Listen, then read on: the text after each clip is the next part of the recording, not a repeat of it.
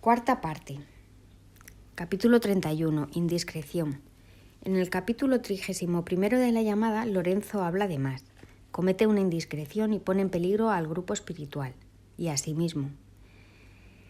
Gracias a una intervención providencial, cuando estaba siendo interrogado por el obispo, aparece su amigo Julián e intercede por él. Lorenzo, una vez pagado el precio de su error, pasa a formar parte del grupo de astrólogos que asesoran al rey. La indiscreción arruina los proyectos.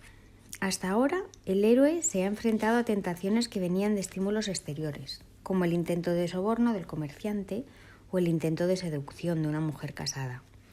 Pero en este capítulo observamos dos tentaciones sutiles que surgen desde el interior, la indiscreción y la ociosidad. Analicemos la primera con un cuento que refleja el resultado de caer en esa tentación. Un hombre estaba buscando a un maestro espiritual. Entonces sintió una voz que le guió hacia una parte poco transitada de la ciudad, donde se topó con un edificio de gran belleza. Para su sorpresa, un maestro le esperaba y tuvo un encuentro inolvidable. Al despedirse, el maestro le advirtió que no dijera nada a nadie y que le esperaba al día siguiente. El hombre volvió a casa y lo primero que hizo fue decirle a su familia que se había encontrado con un gran maestro. Al día siguiente volvió al lugar y el edificio ya no estaba. La indiscreción nos puede llevar a 1. Hablar antes de que los proyectos estén terminados. Hay veces que las personas tienen tantas ganas de que sus proyectos se cumplan que hablan de ellos antes de llevarlos a término, disipando con sus palabras la energía creativa. En muchas ocasiones en las que se habla de los proyectos antes de tiempo, estos no se completan. 2. Presumir. Lorenzo se jactó de pertenecer a un grupo de gran conocimiento espiritual delante de una mujer ociosa que se dedicaba a intrigar, a beber y a organizar fiestas para los nobles. Lorenzo cometió el error de presumir ante quien no debía, lo que también puso en peligro al grupo. Recordemos la máxima espiritual: saber, querer, osar y callar. Cuando menos se hable, mucho mejor. Cuanto menos se hable, mucho mejor. El peligro de la ociosidad. Por un lado, estamos aquí para poner nuestros dones y talentos en el mundo, ofreciendo aquello que hemos recibido.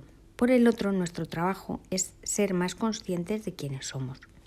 Pero cuando alguien cae en la ociosidad, no realiza ninguna de las dos. Se deja llevar por una inercia que no le lleva a ninguna parte.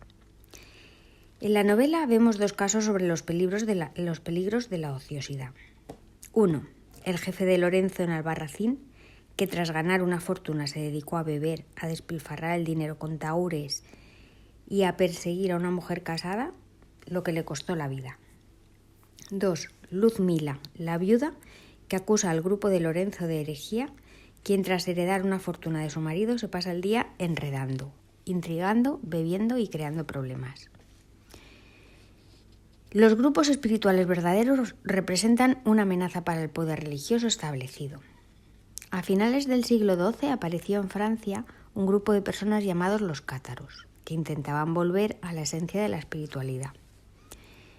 La Iglesia los consideró un peligro, los declaró herejes y los exterminó tras someterlos a juicio. Para declararlos culpables crearon un tribunal, que fue conocido como la Inquisición. Incluso llegaron a incluir el calificativo de santa para otorgarle un epíteto espiritual del que carecía. Las instituciones religiosas en ocasiones se han alejado de la esencia espiritual y se han convertido en instituciones de poder político. En el periodo histórico en el que se desarrolla la novela, como la Iglesia necesitaba controlar a la masa de gente, elaboraron unas normas sociales y de conducta y obligaron a todos a cumplirlas.